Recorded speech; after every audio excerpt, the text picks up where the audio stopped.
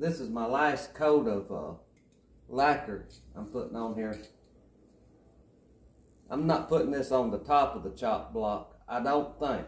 I may wind up and put it, but I think I'm probably going to leave the top of the chop block. I'm probably just going to rub it with some kind of linseed oil or something.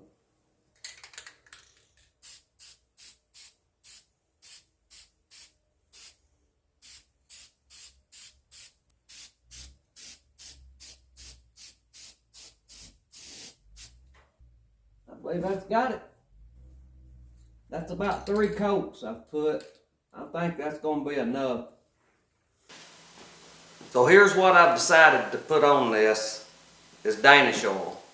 From everything I can read about it, it's food safe.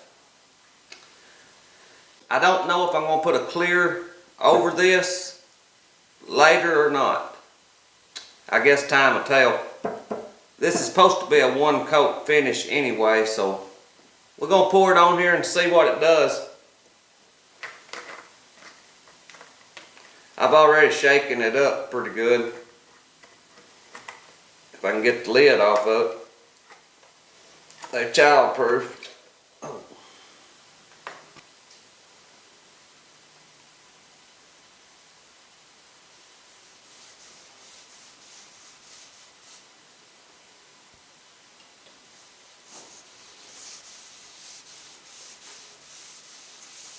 It'll probably take a few coats of it to get it to looking pretty good.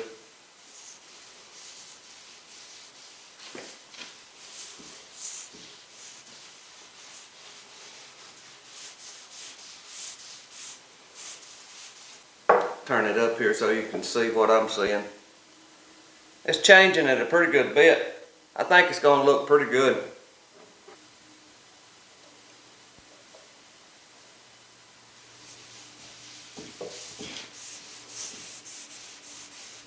The different woods that's in this, I showed in the other video, but what I've got in this is cherry, maple, walnut. I think that's all. Cherry, maple, and walnut, I think is the 3 woods I've got in this. That walnut is really making it stand out. I'm anxious to see what it does to the ends, because a little bit of these ends are going to show. It looks like it's got it coated pretty good. I think I have to wait about 15 minutes and then recoat it. Let's put a little on the ends and see what they look like.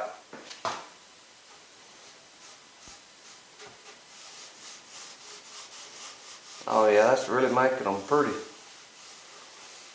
I'm wanting to put a clear coat over the top of it. I don't know. I can't decide. I guess we'll put it on here like this and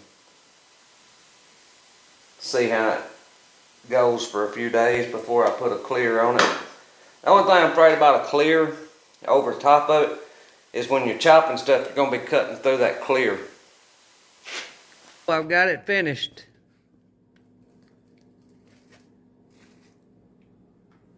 I hadn't put any lacquer on the top. Like I said before, I don't know whether I'm going to do that or not.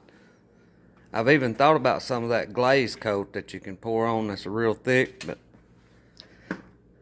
if I'm going to be cutting and chopping much on it, I think I probably need to leave it natural. That way I can sand it down and refinish it anytime I want to.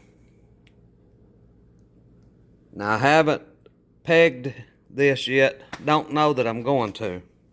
I thought on the beginning that I might put some walnut pegs in here,